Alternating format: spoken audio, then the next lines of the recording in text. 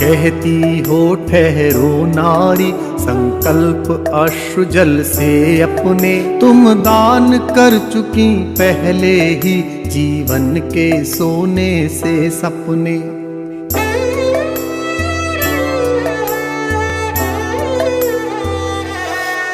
नारी तुम केवल श्रद्धा हो, विश्वास रजत नग पग तल में, पीयूष स्रोत सी बहा करो जीवन के सुंदर समतल में।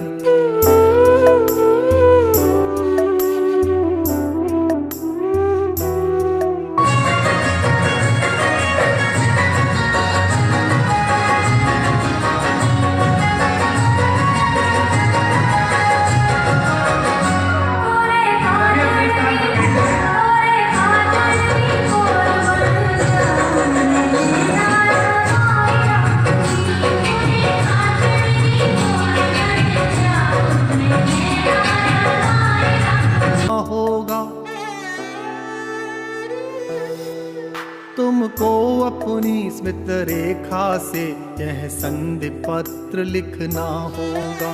तुमको अपनी स्मित रेखा से यह संधि पत्र लिखना होगा। यह संधि पत्र लिखना होगा। यह संधि पत्र लिखना होगा।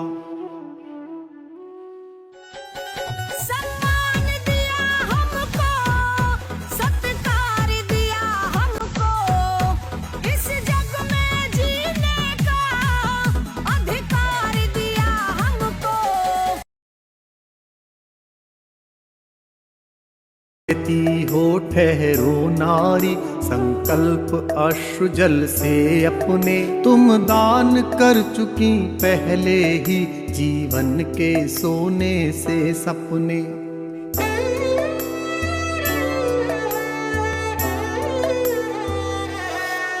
नारी तुम केवल श्रद्धा हो, विश्वास रजत नग पग तल में, पीयूष स्रोत सी बहा करो जीवन के सुंदर समतल में।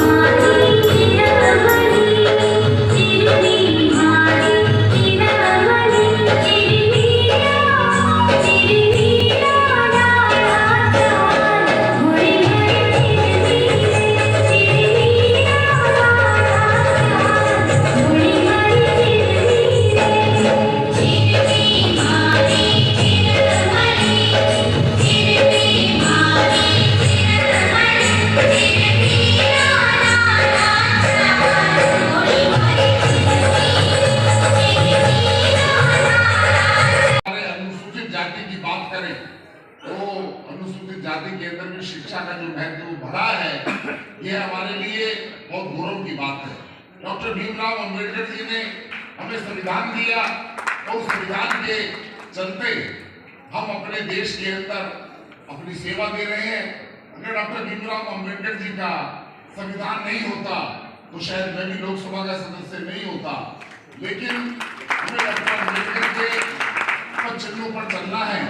लेकिन उन्होंने जो बात कही थी उसको अगर हम अक्षरशः पालन करें, उन्होंने कहा था शिक्षित रहो, संगठित रहो, संघर्ष करो, तो उन तीन ही वाक्यों के अंदर पूरा थीम नजर आता है।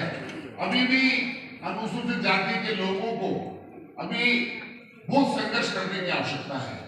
कहीं ना कहीं पीड़ा होती है, कहीं ना कहीं लोगों को जानबूझकर हो या अनजाने में हो तो व्यक्ति बड़ा गिल्टी फील करता है।